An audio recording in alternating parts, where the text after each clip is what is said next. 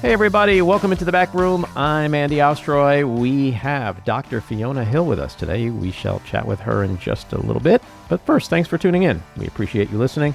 And we'd love to hear your comments. So email us at backroomandy@gmail.com and or post on our social media, and we'll read some feedback next time. And if you like the podcast, please rate and review and follow or subscribe, and you'll be notified every time we post a new episode.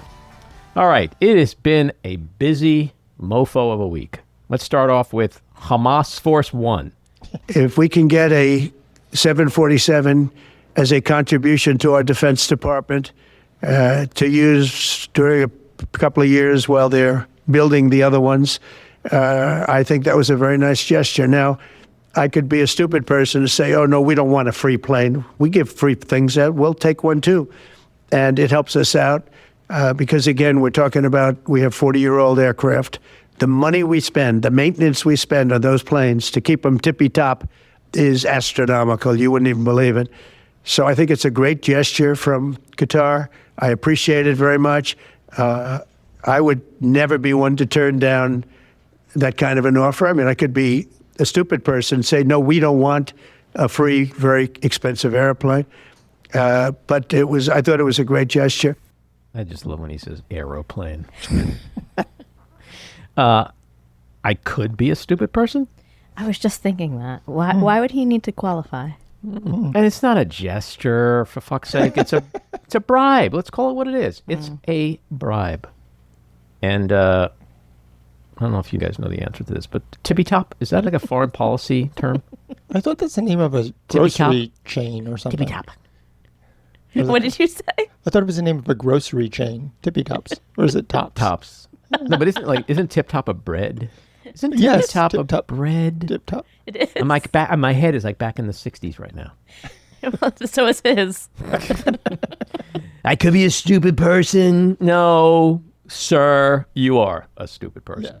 Yeah. This whole thing is just outlandish. It is incomprehensible that we are even having this debate. I am extremely disappointed with the media coverage of this story because this will never be Air Force One. That let's just put that right out there. If you look at the specifications on the current Air Force One, number one, it's got a Faraday cage that it's built in. Number two, it's bulletproof. The glass is bulletproof. It has anti-missile technology. A Faraday cage? A Faraday cage means no signals can get out. That means Maddie froze these like we're supposed to know what you mean. Yeah, no. I know what a Faraday. Yeah, the Faraday cage. It was invented by Mr. Faraday. Yes, it was. But if you go through the specs that are requirements for Air Force One, sure, it is inconceivable that this could ever be Air Force One. So, and the other point is, it's obviously never going to his stupid fucking library. This is just a ploy to get a new plane for himself when he is out and about and wants this big palace-like plane after he's left office. Because his current plane he bought from Paul Allen, it's like 40 years old, it's a piece of junk. So he wants this other plane, which is much bigger and more grand. And I wish the media would just point out that everything he said is not true. He probably even knows this could never be Air Force One. What's going to be in his library? You got Mein Kampf, Green Eggs and Ham, some coloring books. Graphic novels. Like the idea of a Trump presidential library literally tickles me every time I think about it. But getting back to your point, Matt, I agree 100% with what you're saying in terms of media coverage, but why not just let it be Air Force One? Why do we need a bulletproof plane? First of all, let's just start there.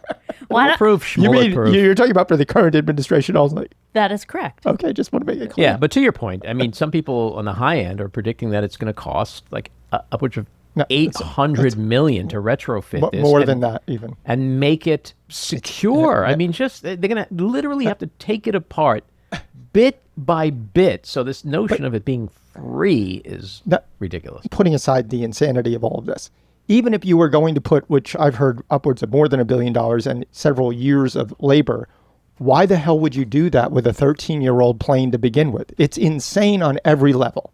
Well, because they've pushed his button. No, that's all this is. Here's the thing. Qatar's been trying to unload that plane for years. Yep. They have not been able to. There are huge maintenance costs. a huge storage savings if they can get rid of it, and they know it makes Trump happy. Along Jen's lines, for the rest of this administration, I have no problem with it being Air Force One. And also, they should cut back on the maintenance. It's very expensive. No, I'm okay. and it's also luxurious. And he needs luxurious, so I feel like we have a win-win. A palace in the sky. I'm okay with him taking it, but under one condition. What? It has to be called Hamas Force One. I don't think that's a problem. Okay. Well, I heard people say it should be Cutter's bitch. I like that works. too. That works. Okay, so Donald Trump went to the Middle East. He met with Saudi Arabia. He seems to have forgotten that all of the 9/11 terrorists were from Saudi Arabia, that MBS masterminded the dismembering of Adnan Khashoggi.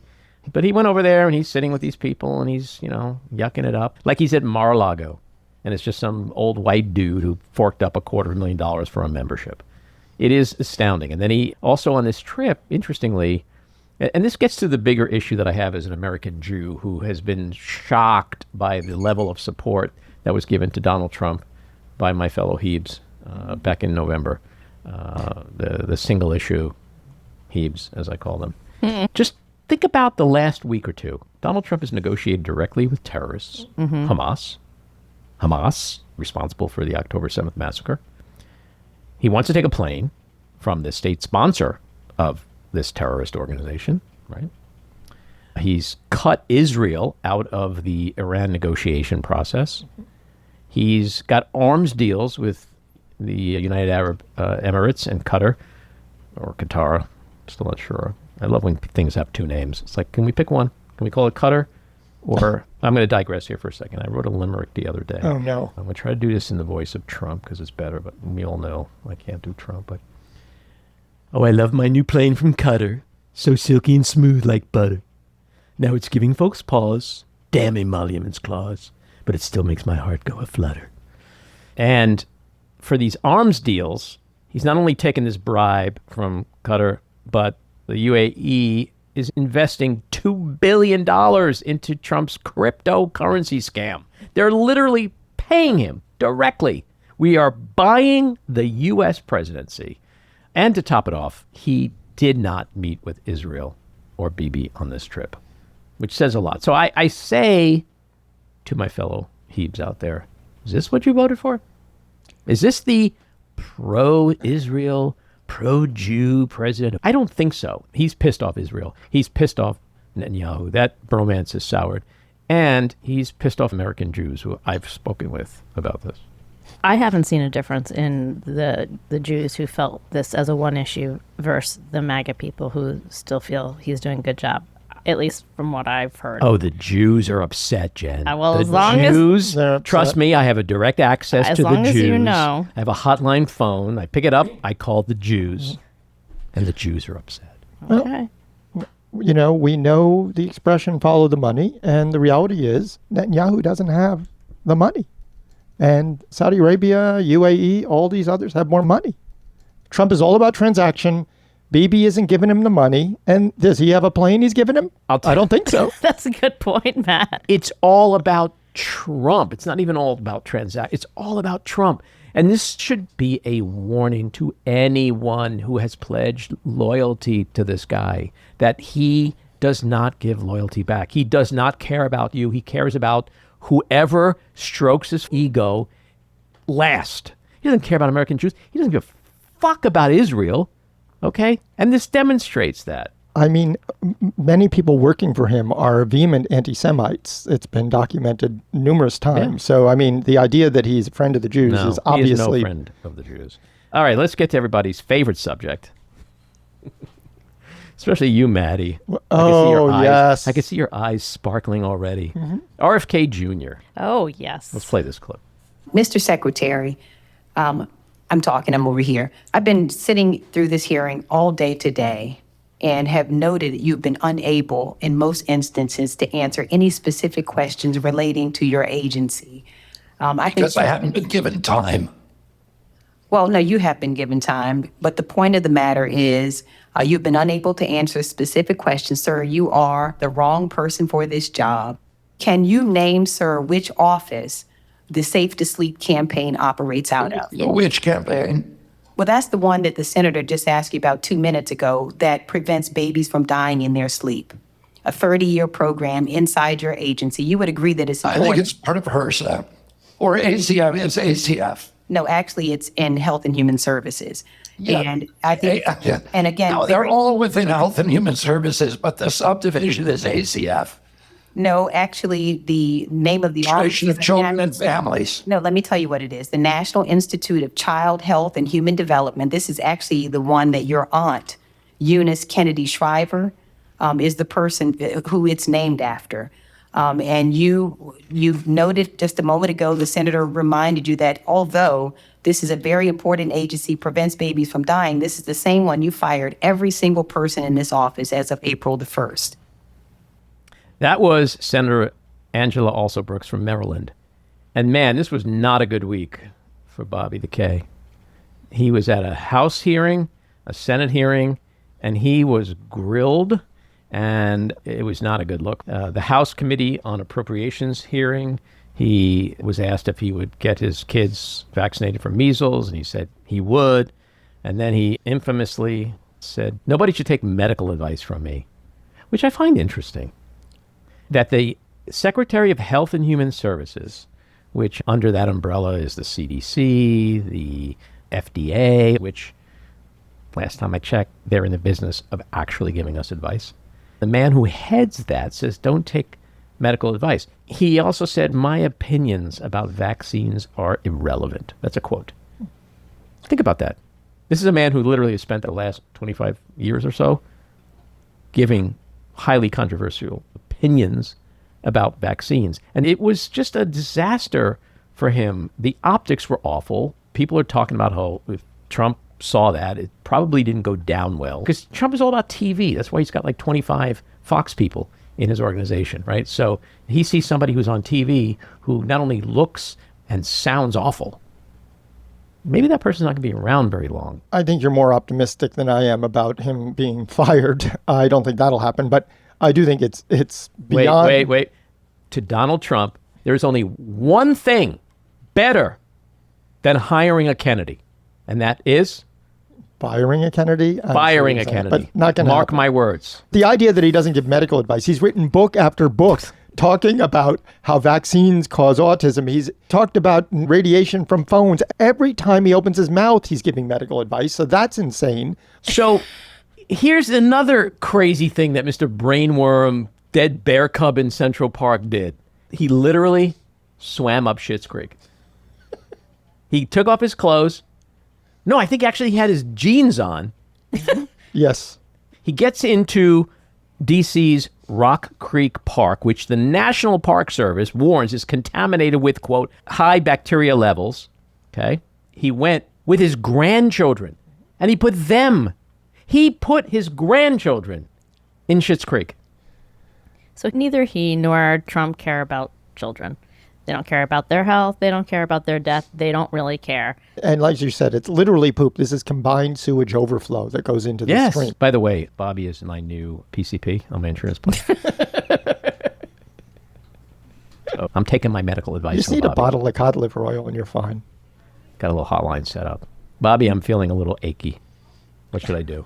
Put on a pair of jeans and go swim in poop, Andy. You'll feel great. That might be the funniest thing you've ever said, Jen. Thank you.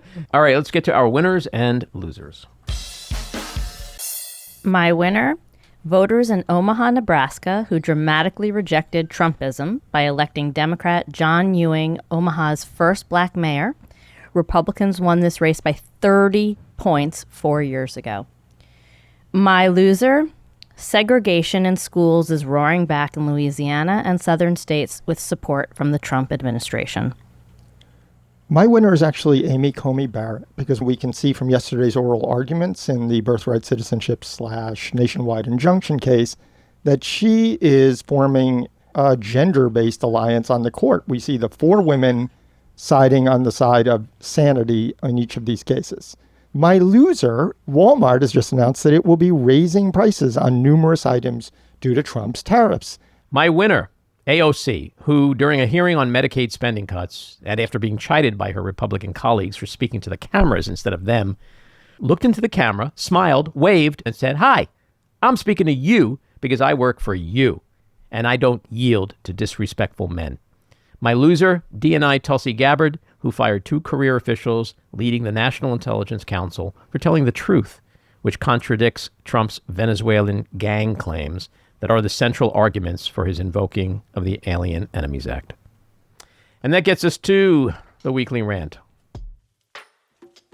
All right, so Donald Trump's lawyers are in court in several cases arguing that he needed to invoke the Alien Enemies Act of 1798 because America is under attack, that the situation is so bad, that our borders are so porous, that America is in such grave danger that he had to tap a 227-year-old law intended to give the president special powers during a declared war or invasion. And because no existing immigration framework or law is sufficient enough to address this truly existential crisis.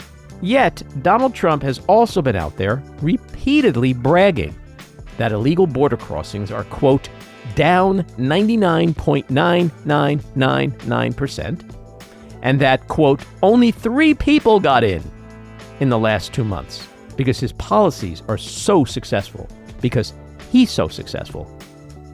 But which is it? Is there a fucking invasion, or is the border closed? Because it can't be both. Trump also insists that in this imaginary invasion, the fentanyl crisis is out of control and that overdoses are skyrocketing.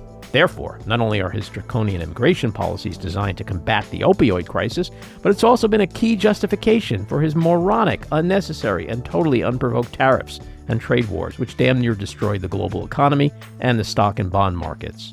Yet new data out this week shows that drug overdoses in the United States have dropped precipitously to the lowest level in 5 years.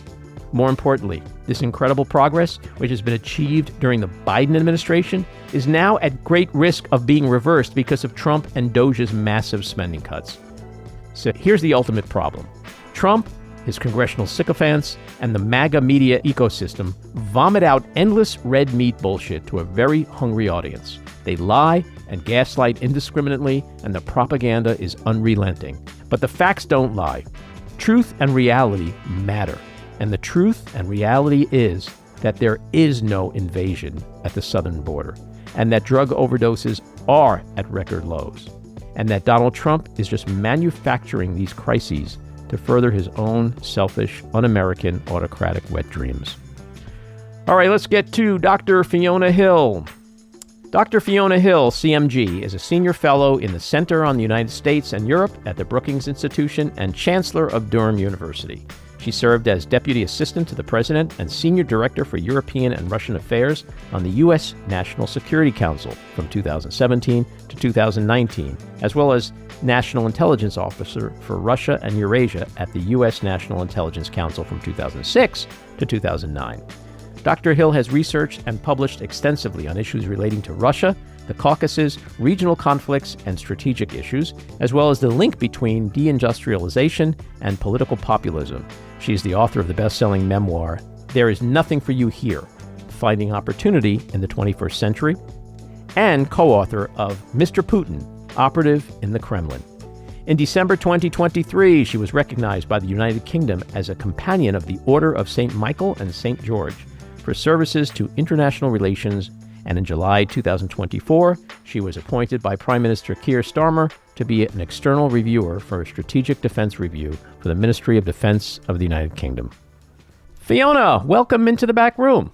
Thank you so much, Andy. Great to be with you. So I got a ton of stuff to talk with you about, but I first want to say it's a real honor to have you here, and I want to thank you for all that you've done for this country. So the first thing is, what do you make of this week's meeting in Turkey between Russia and Ukraine? Not Putin, not Zelensky, because they didn't come because of all kinds of Putin maneuvering and all that, as well as Trump's claim that nothing will happen until me and Putin meet.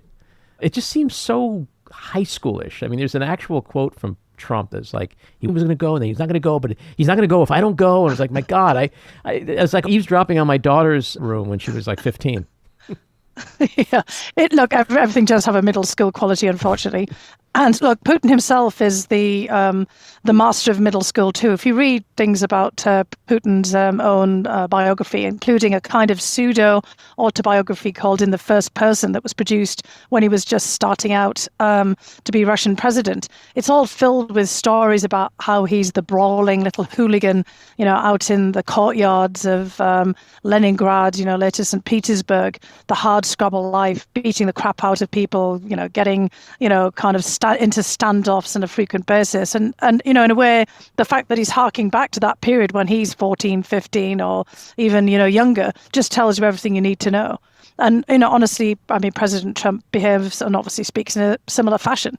You can kind of imagine that he was like that, right from time immemorial, right, when he kind of, first emerged as a young adult, talking the same way.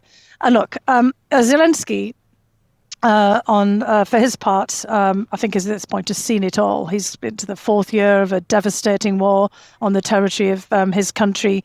And at this point, the battlefield is really this bizarre political international battlefield where he's trying to manage Donald Trump and Vladimir Putin, both of whom have quite different ideas about what they're up to. And you see that, what's happening here is Zelensky's just sort of bobbing and weaving in between the two of them, trying to do damage limitation on the one hand with Trump, who desperately wants to have a ceasefire and to put his name on some kind of peace agreement with Ukraine that he can take off and, get somebody to nominate him for the Nobel Peace Prize. And you've got Putin, who has no intention whatsoever of declaring a ceasefire, will only meet with Zelensky if he's going to be able to get his capitulation and surrender, as we've, seen in other, previous wars. That's exactly what Putin wants.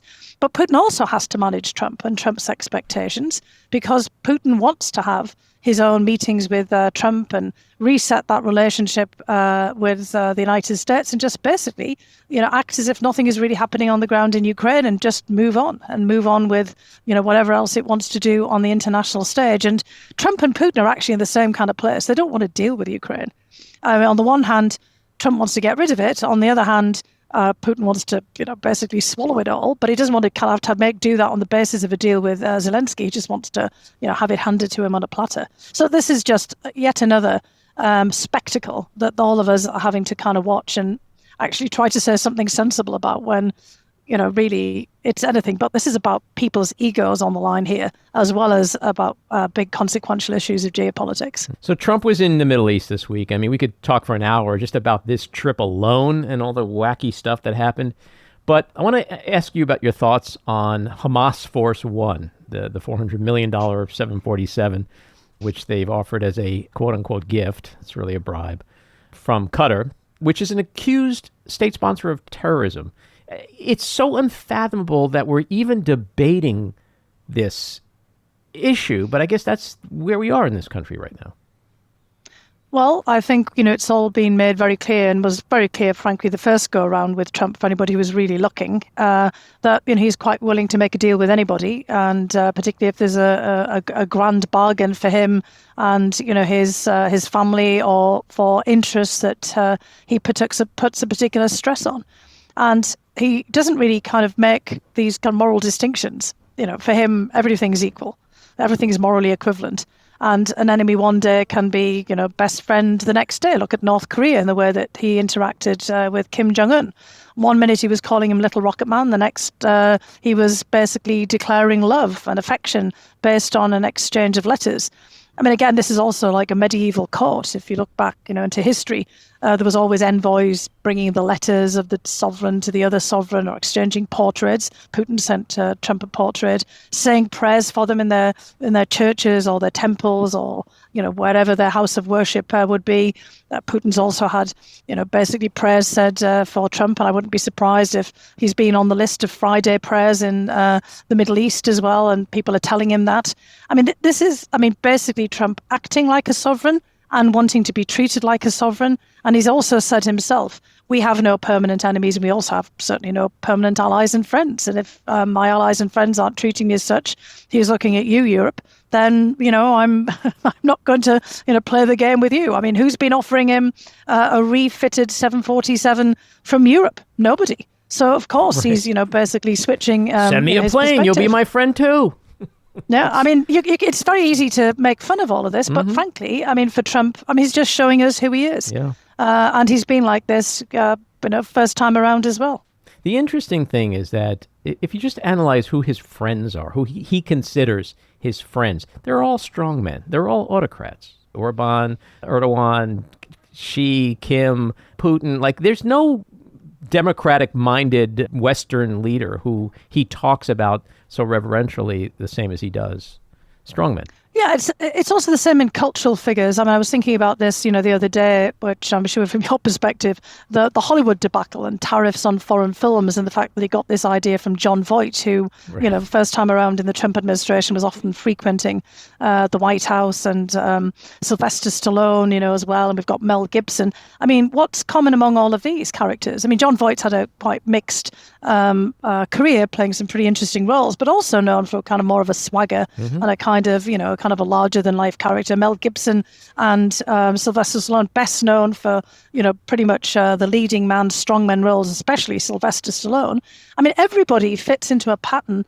The Wrestling Federation, NASCAR, everything that Trump basically gets involved in is meant to convey a certain image of a very macho version of strength. Now, to be fair, he's occasionally been enamored with the Pope or Queen Elizabeth II, but that's also about celebrity and about celebrity allure, really, rather than about their particular attributes as a spiritual leader or as, the kind of the sovereign, of the realm in a constitutional monarchy, which frankly doesn't have a lot of power in the British case. But it's just what that says really about him, really then about the people themselves. He wants to bask in the reflected glory of the people who he thinks are the ultimate strongmen and also iconic figures. I mean, it's all about really who do people recognize. I always used to, think about those basically those comedy late night skits where somebody would go around the streets of New York and say, who's this person? And nobody would recognize anybody. And if they were a politician, and that people would get them confused. But when you show up a picture of Putin, most people would say, hey, I know who he is. They might not remember it's Vladimir Putin, but that's the Russia dude, right? Or, something like this, or that's Rocky, or, that's the Queen. He likes to be seen in the company of iconic people who reflect on his glory for himself. Yeah, this week they put his very ominous-looking photo up on the Department of Agriculture, outside the Department of Agriculture, along with Abraham Lincoln, it's just straight out of the autocrat playbook, like where dear leader is up there on a government building. And it's kind of crazy. Another thing that happened this week, we learned that DNI Tulsi Gabbard had fired 2 top career officials who led the National Intelligence Council after they released or completed their review of whatever connection was supposed to exist between the Venezuelan gangs and some of these people who are being deported or disappeared. And so essentially they were fired for telling the truth, because what they revealed did not square with the justification that Trump's used to invoke the Alien Enemies Act. This is really chilling. Yes, and it's also extraordinarily dangerous, just to be frank, because if you look at these similar cases in other places, and obviously I know a lot about this in the Russian context, over time when countries tried to distort their intelligence, and the Russians do this all the time, trying to lay the blame on every act of terrorism or anything else on their favorite group of the moment that they're trying to vilify, you often miss the actual perpetrators of a heinous act. For example, in Russia, there was a massive terrorist attack on a big theatre and shopping mall, and a fire there, and many people died, and the Russians tried to say it was the Ukrainians. It wasn't at all. It was an offshoot of ISIS operating in Central Asia, and there were Central Asians, Tajiks, and others who were involved in this plot. And they'd actually been warned about this by Iran and by the United States. And the reason that I'm bringing this up is that they'd ignored those warnings. And that's likely to be the outcome of all of this kind of distortion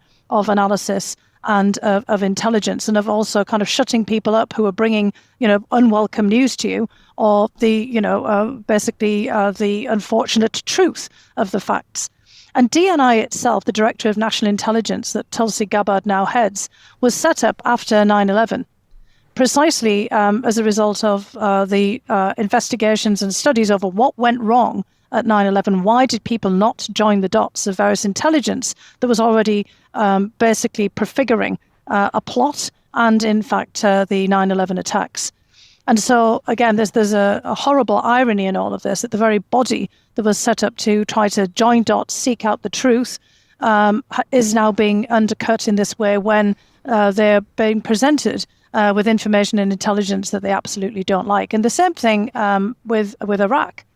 If you recall, people like J.D. Vance and others have talked, and Trump himself, about the stupidity of the United States going into Iraq.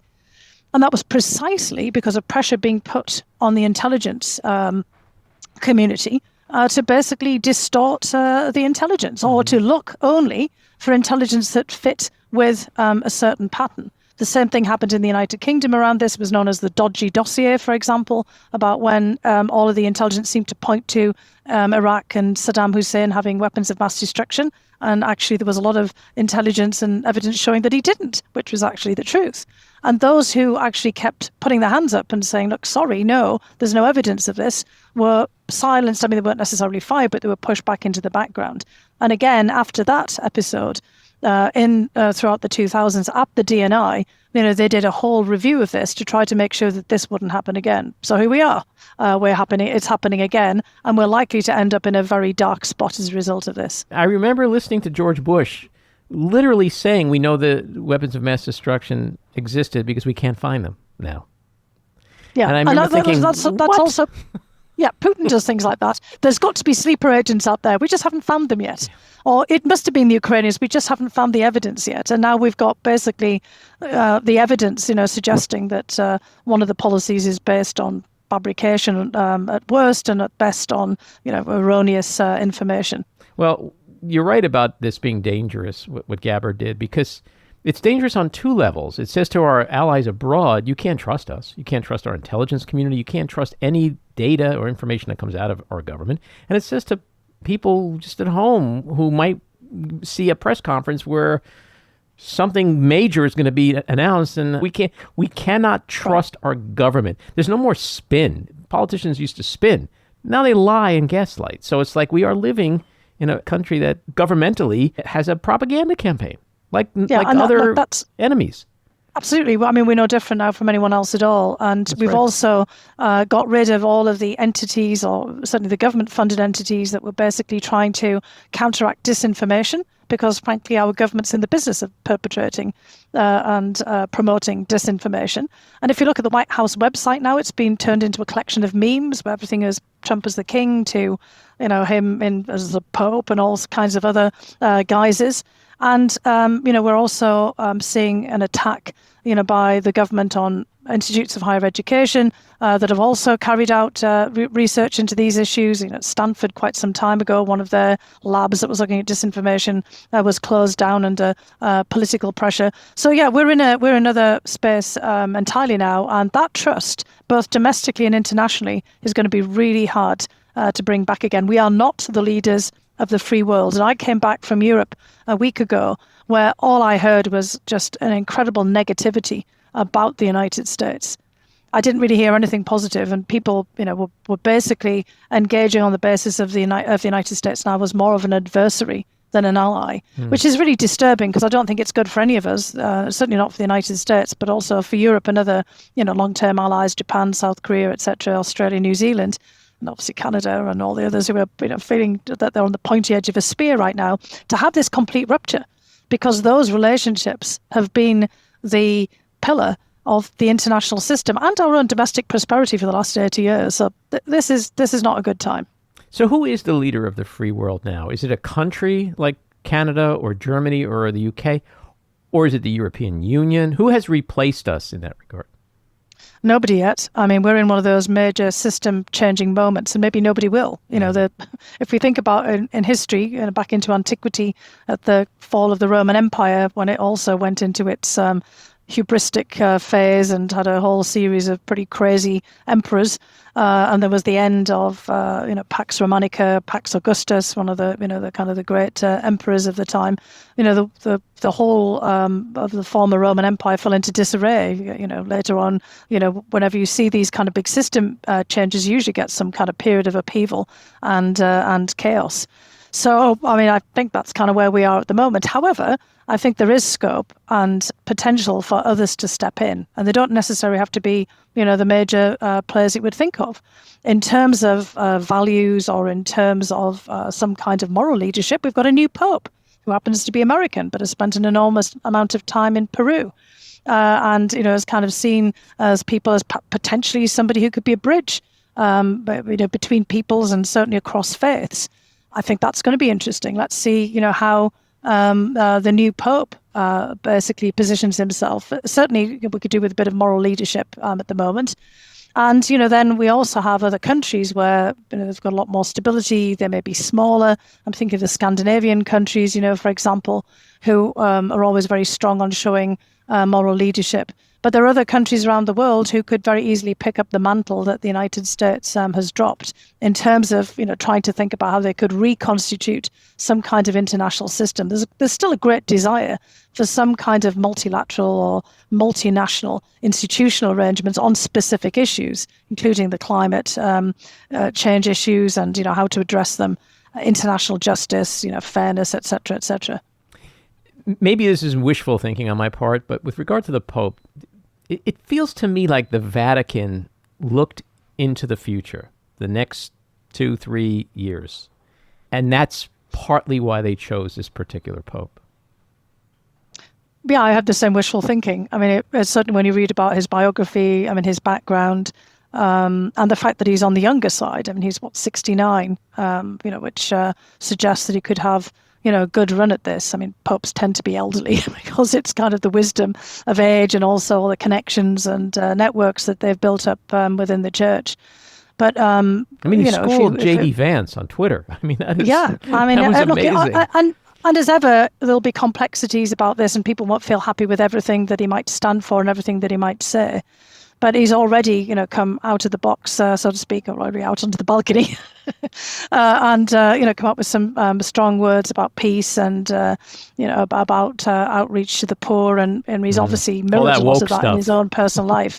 Well, yeah, but the rest of the world doesn't necessarily think that that's woke. That's basically what they would actually like to see, especially a pope. But frankly, that's what people thought that the United States stood for before, which was extending an outstretched hand. To the poor of the world. That's why we had the gift of the Statue of Liberty, for example, from France, back in the day. The United States has been seen, as a beacon, and I'm afraid that's not where we are right now. Well, the real irony here is that the outcry from MAGA world over the choice of this particular pope, they would prefer Trump over this pope. But the criticism is literally because he just practices the actual teachings of Jesus Christ. That's why they don't like him, because whatever he stands for, whatever he represents, whatever they think the Catholic Church now represents, to them is just woke. It's crazy. We're living in crazy times. That word is getting, I'm not even sure what it means anymore, because it's just bandied around as a method of control. Before that, people used to be accused of being Marxists, or they were liberals, or they were socialists, or they were something else. Woke is just the latest label to shut people up and to try to control them and to get them to do things that you want them to do. And obviously, if you're the Pope, you can't be controlled in that way. You cannot. And so there's just, basically a kind of a backlash, because this is going to be an alternative source of inspiration and influence and, all kinds of other issues that, he's just basically, look, he's going to be an alternative and an alternative beacon and an alternative symbol. Trump basically wants the eyes of the world on him at all times. This is all about control. And it's all about the control by the people who are around him. And we've got to remember here in the United States, there are more than 330 million of us, and we count.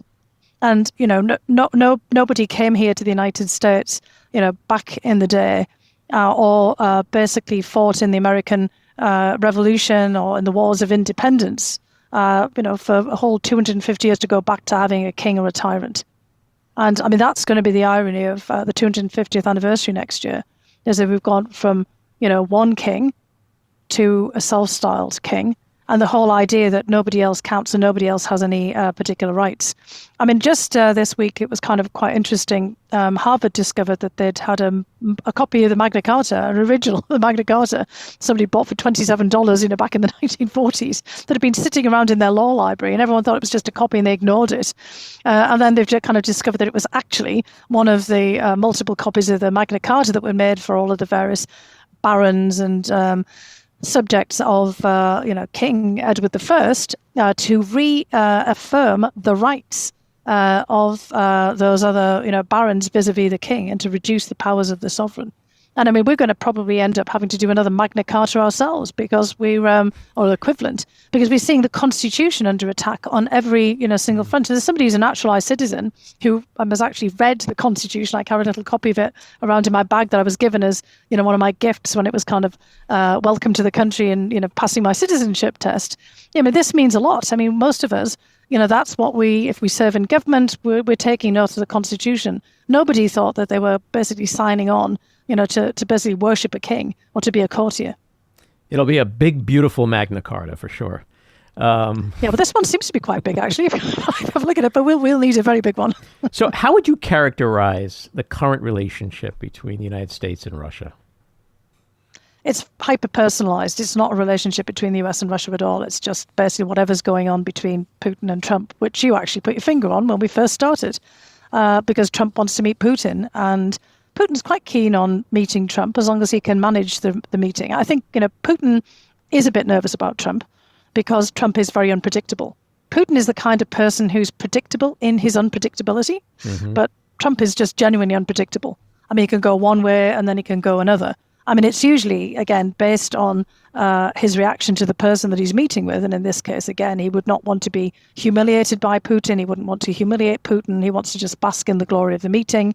There is one actual key thing that people need to bear in mind that is just not often appreciated, although it has been talked about in other instances, is that Trump would like to continue and basically resolve the arms control talks of the 1980s. He's been obsessed about this since the Cold War scares of nuclear Armageddon back in the 1980s. And if you're going to trace the whole arc of Trump's involvement in foreign affairs, wanting to put himself, forward as a presidential candidate or involved in foreign policy, all goes back to 1983, 1984 and the war scare in the Euro missile crisis, which is when the Soviet Union and the United States was stationing intermediate nuclear forces in Europe. And, in the 1980s, that was all that anybody was really talking about. And Trump wants to sit down with Putin and get a big arms control deal. He still thinks of Russia as the nuclear superpower of the 1980s. Of course, it still is the nuclear superpower of the 1980s, just there's a lot of other nuclear powers there as well. And when he was accusing Zelensky in the Oval Office of gambling with World War III, that was what he was meaning. He meant, you're getting in the way of all of this. Who cares about Ukraine and, whatever else you're doing? I want to be able to sit down with Putin and work out arms control agreements. And the New START Treaty, which is the Strategic Arms Reduction Treaty that was signed in 2010, does expire this next year.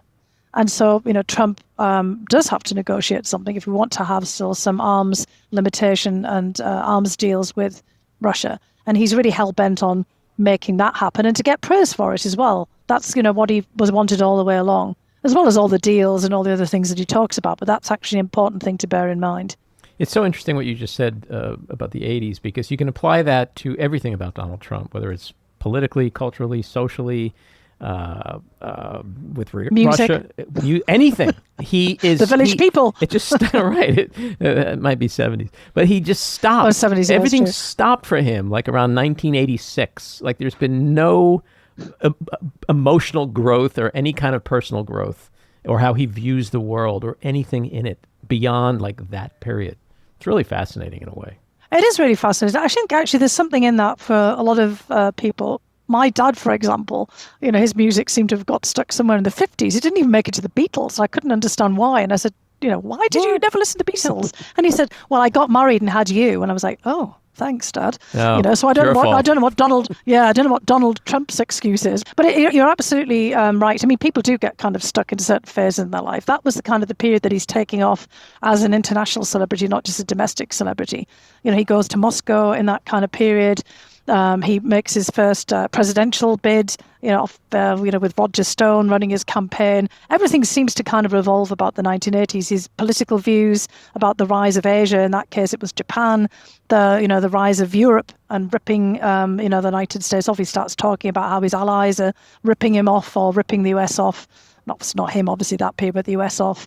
And I think a lot of his political views are pretty much forged in that period, which is very interesting. And as you said, it's just he hasn't really changed. And I guess at this point, he's not going to change. Yeah. Well, it's interesting when he says, like with tariffs or whatever, his excuse or position is always, I've been saying this for 30 years, as if somehow having a thought 30 or 40 years ago justifies having the same position today with blatant disregard for anything that's happened in between. Yeah, I mean, look, a lot has happened. An awful lot has happened. And the United States itself has changed so dramatically over the last 25 years as well. And you would get the impression that he's trying to take it back, maybe not even to the 1980s, but earlier periods. Certainly some people around him seem to be talking as if they'd like to take it back to the 1950s. Yeah. It's a much simpler, but frankly poorer and, kind of also quite difficult place that America was in. I mean, I think, what we also seems to fail to recognize is some of the, the great leaps in American prosperity actually happen from the 1980s onwards. I mean, yes, it's kind of the end of the major manufacturing industry that is built up in the heartland of America after World War II. That's the 50s and 60s and the sort of 70s. But it's also the kind of period where the service industry, the financial industry, where the United States, really does start to consolidate itself, because the Soviet Union is massively in decline in that period, although perhaps he and others don't necessarily see that. And we haven't really had the rise of China. Japan doesn't take off in the way that people anticipated. It kind of founders, somewhat in the 90s and 2000s. And the 1980s onwards is the beginning of that period of unprecedented US power. And, we're at the end of that. I think we've been at the end of it for some time. But, we're really turning back in on ourselves now in many respects, because of those desires to somehow pull the country back in a retrograde fashion. I don't know, I'm assuming you saw it live or shortly thereafter, but can you take us back to that Oval Office meeting with Zelensky and Trump and J.D. Vance and describe what you were feeling and thinking when you first saw that? Well, I have to have a confession. I didn't watch it live because I knew it was going to be awful. And I wanted to be able to control my watching of it. Because, you often feel in these instances, having been in so many of those before, that you have no control of the circumstances. And having had one of those awful experiences, well, many of them, but one particularly awful at Helsinki, during the press conferences there, and wanting to, frankly, shrivel up and die out of mortification for the United States and, everything else and make it stop. And you can't make it stop. At least, then if you don't watch it live, but you watch it immediately afterwards, you can pause for a moment, take a deep breath, watch it again. So that's what I did. And of course, it was exactly as I expected. It was vintage Trump, basically going after Zelensky and making it very clear that this is all about how he wants to be perceived and received. And he didn't want to listen to Zelensky at all. And he'd put this on as a spectacle. I think he wanted to be thanked. He wanted Zelensky to kowtow to him. Zelensky was making a personal deal, with Trump, although Zelensky wasn't really fully fathoming that. He obviously hadn't completely grasped what he was supposed to be doing and the role that he was supposed to be playing in that moment, despite the fact that he's actually a quite accomplished actor. He was that was not the role that he wanted to play. He was there genuinely as the president of Ukraine and wanting to make his case and realizing that this was his only opportunity to make his case, which was there in front of all the TV cameras. And, Trump's comment at the end that this will make great TV, that was really obviously what this was all about. He wanted to show himself as the strongman. It's also very clear that, Trump, it's been clear for an extraordinarily long time, going back, to this first encounter with Zelensky, doesn't like Zelensky. He, sees him as a showboater. He keeps saying this sort of false strongman. We made you a strongman by giving you weapons. You've got no cards. All of that language that he uses makes this very clear. He's even started to talk down Churchill of late, Trump, because Zelensky is constantly being compared with Churchill as a genuine wartime leader who's had to be tough. And, Trump doesn't want to accept that. He doesn't want to acknowledge all the things that Zelensky and Ukraine have been through. Zelensky also, I think, made a few mistakes because he should have basically had an interpreter through all of this. Because, once Trump goes off on a tear or J.D. Vance went off on a tear, he needed to take the temperature down and redirect it. And he should have said something like, look, I think or I'm not being understood because of my poor English. Let me bring in my interpreter.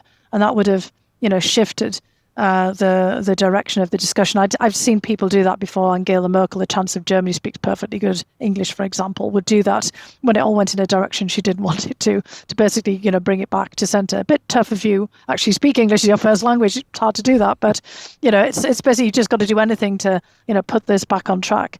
Because, J.D. Vance obviously took it off track, but Trump just really wanted to beat up on Zelensky in that moment and to punish him, for basically having the temerity to speak back and to push back.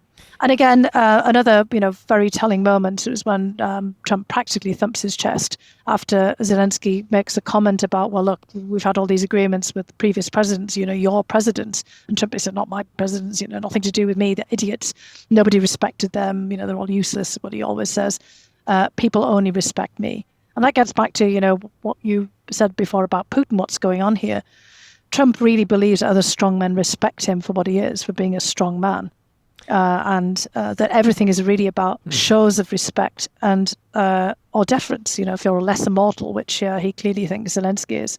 And, so much seems to have changed since that Oval Office meeting, not necessarily for the better, but just from Trump's vantage point. Like, I won't say he's making nice with Zelensky now, but there seems to be this thing where people are talking about that maybe Trump is a little upset with Putin. He's making him look foolish over this whole ceasefire meeting thing.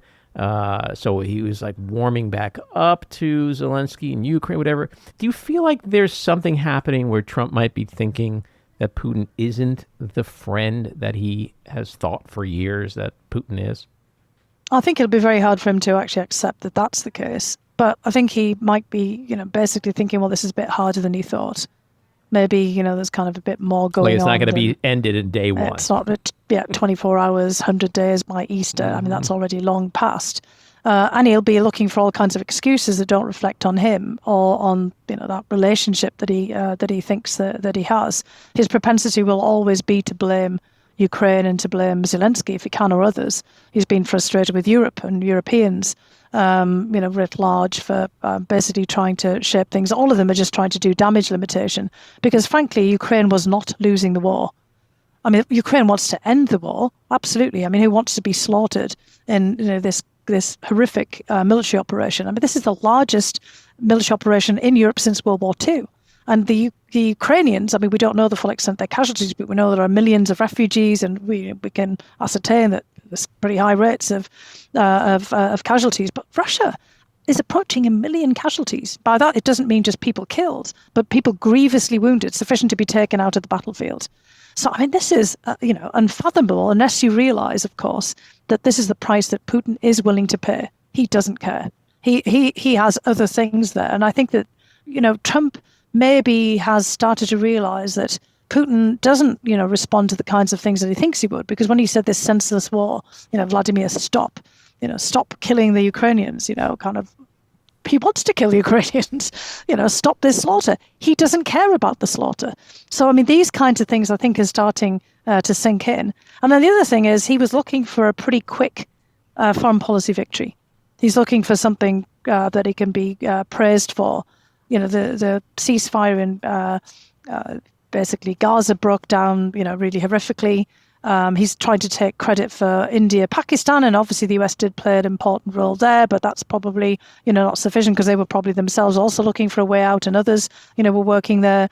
Now he's on to Iran. He's talking about there's a deal percolating with Iran. He's just made friends now with a leader of Syria who's described as strong and handsome. He's been around in the kind of Middle East making all kinds of deals. He's probably going to be back to North Korea again, and kind of a revisitation of the previous deal with Kim Jong-un, which he actually walked away from, to his credit, because he saw that wasn't going to be the best deal. So look, he's already, and he talks about this all the time. He says has lots of deals on the go at the same time because some of them might not stick. He's looking for something in the foreign policy realm to make him look good. And if Russia's and and Ukraine and resolving that conflict isn't going to be it, he'll move on. But he absolutely wants to meet with Putin. And so if he can hive off the Ukraine-Russia war and conundrum and big Gordian knot that he can't cut, and just focus on, a new relationship with Putin, that's kind of probably what he's going to do. The question, however, is if it blows up again in Ukraine and makes him look bad, getting back to your point again. He recently posted something about the whole Zelensky meeting Putin, Putin meeting Zelensky. It's based on a ceasefire. That's what Zelensky wants, blah, blah, blah. That all changed. But what he posted was, this is a direct quote, President Putin of Russia doesn't want to have a ceasefire agreement with Ukraine, but rather wants to meet on Thursday in Turkey to negotiate a possible end to the bloodbath, in all caps. Ukraine should agree to this immediately, all caps. When I saw that, it was like, A, it's astounding to see the United States president acting like a spokesman for Vladimir Putin. And B, is this really a realistic framework for peace negotiation? And is Putin ever going to show up? No. It just seems like such a shit show. Yeah. I mean, Putin's playing people. I mean, he wants to humiliate everybody, but he has to be careful about humiliating Trump in case, it does sink into Trump that, maybe this is not quite what he thought it was. He would very much like to appear and have Ukraine's complete capitulation. So, I mean, yeah, if Trump had forced the Ukrainians to surrender and to capitulate and give up on everything and then, kind of dragged them to Istanbul, of course, Putin would have shown up to get their surrender and have them handed to him on that silver platter. But, that's not what's, going to happen for the Ukrainians. And in fact, it would be devastating, including for the hosts of the so-called peace meeting, Turkey as well. Erdogan has plenty of territorial disputes with neighbouring Greece. They don't want to see Russia back dominating the entire region, including in the Black Sea, which, Turkey still has all kinds of treaty obligations to protecting the entrance to the Black Sea and the Bosphorus Straits. The Turks have been behind the scenes, helping Ukraine somewhat fend off the Russians, perhaps not enough to win, but certainly helping them fend off. And the whole of Europe, that would make a question about everybody's territory, basically. I mean, there's barely any European countries that are in the same historic borders that they were since the beginnings of time immemorial. And loads of countries have territorial disputes. Gibraltar between, the UK and Spain, for example. All kinds of, issues in the Balkans still, for example. I mean, we could just go on and on. So, I mean, this is something that is beyond just what Trump, wants to say or, what he can actually deliver. But the one thing is that is a key marker here from the way Trump thinks about it. He does think about this as a real estate deal. We think about that crazy video of the Gaza Riviera. He thinks that's all about real estate as well. The Abraham Accords, when they were negotiated, which were actually quite remarkable, the way that they pulled that off. Very heavy dose of real estate and people thinking about investments in building, things up in Israel or, in the Gulf states, etc., the use of their sovereign wealth funds. But the fact that he chose Steve Witkoff, who is known for being a condo developer, to send out there shows that, he's actually thinking about, look, this is all just a real estate development. It's just like who gets, the access to what property. He thinks about that with Taiwan, as well. And, with other countries too, it's all about, we just have to get the right deal here. He brings that perspective that he's always had throughout his life there. Greenland is the ultimate greenfield development site. Right. Canada is just a kind of question about whether they want to get a bit of a merger, of real estate, here. Doesn't like the line that separates them. Let's take down this wall. Let's just, have a nice kind of, perhaps be a duplex. I don't know, He thinks in these regards because I've actually heard him talk in that same contacts with world leaders. He always brings things back to what he knows best, which is, pretty cutthroat, hard-nosed real estate development.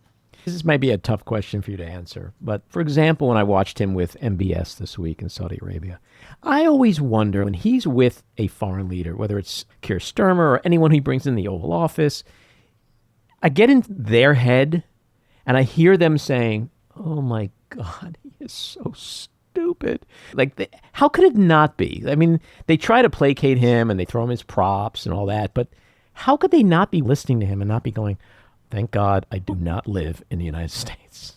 Well, I'm sure they're thinking that, but I think the one thing about living in the US at this particular moment, but I think, otherwise you've got to be very careful not to underestimate Trump. And I think by now they've pretty much fathomed that. He's a very clever politician, and he is very good at manipulating, and, he is quite charismatic. He can be funny, and, he plays hardball. And, it's all kind of maximal pressure. So you have to kind of watch very closely, to figure out how you can influence in some way and nudge him. And I think that's what they're all trying to figure out. I mean, they may think that, that whole situation is not really what they should be doing as world leaders, but, a lot of them have got into it. Golf matches, remember the first time around when he visited Saudi Arabia, God, they pulled out the stops. They spent millions, on his visit. Qatar's really kind of outshined everybody else with the offer of a major plane. But, we've had trophies in Japan of sumo wrestling, all kinds of, people talk about tournaments, invitations to visit the king, previously to have a tea with the queen. Well, the UAE is going to put $2 billion in his meme coin scam. Well, there you go. And also all kinds of offerings to his family and the family businesses. People came and stayed in the Trump Hotel, the old post office, when it was his hotel in Washington, D.C., and just paid enormous amounts of money there. We know all about all of this. A lot of people are just trying to figure out how they play the game. He responds to flattery. He responds pretty terribly to any insult, and they should be very careful not to cross him. And for him, flattery comes in all kinds of different forms. I mean, we'd all call that bribery and corruption. In fact, we normally do. But, we seem to be now in the United States have moved in a completely different direction where, people are trying to justify all kinds of things that there was no way in hell they would ever have justified them, either the first time of Trump around or in any other presidency. And the rest of the world is like, yeah, we know this game. We've played with these kinds of kings and potentates either in the past or even presently. The Saudis, they're kings, for God's sake, and princes. They know how to do this, so that's what they're all leaning into.